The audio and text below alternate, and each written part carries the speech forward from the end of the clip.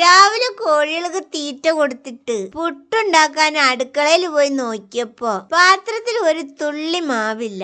എന്ത് ചെയ്യും ഇങ്ങനെ ആലോചിച്ച് നിക്കുമ്പോണ്ട് ഒരു അളുക്കല് കുറച്ച് റവ അങ്ങോട്ട് ഇരിക്കണ്. അത് അങ്ങോട്ട് എടുത്ത് ഒരു പാത്രത്തിലേക്ക് അങ്ങോട്ട് ഇട്ട് അതിന്റെ കൂടെ 2 കപ്പ് കട്ട തൈരും ഒഴിച്ച് 3/4 സ്പൂണ് ബേക്കിംഗ് സോഡയും ഇട്ട് നന്നായിട്ട് അങ്ങോട്ട് കലക്കി ഇളക്കി മിസ്സാക്കി അരമണിക്കൂർ മൂടി അങ്ങോട്ട് വെച്ച് എടുത്ത് നോക്കിയപ്പോ പൊന്തി വന്നിണ്ടായിരുന്നു. അതില് കുറച്ച് ഉപ്പ് ഇട്ട് നന്നായിട്ട് ഇളക്കി അങ്ങോട്ട് വെച്ചു. ഇഡ്ഡലി തട്ടില് എണ്ണ പുരട്ടി ഒരു അണ്ടിപ്പരിപ്പും വെച്ച് മല്ലിയിലയും വിതറി ഇളക്കി വെച്ച മാവ് 3/4 ഭാഗം അങ്ങോട്ട് ഒഴിച്ച് തിളച്ച് നീരാവി വരുന്ന പാത്രത്തിൽ അങ്ങോട്ട് വെച്ച് 10 മിനിറ്റ് വേവിച്ചെടുത്ത് നോക്കിയപ്പോ നമ്മുടെ റവ ഇഡ്ഡലി സൂപ്പറായിട്ട് വന്നിണ്ടായിരുന്നു. എല്ലാരും ഒന്ന് ഉണ്ടാക്കി നോക്കണേ.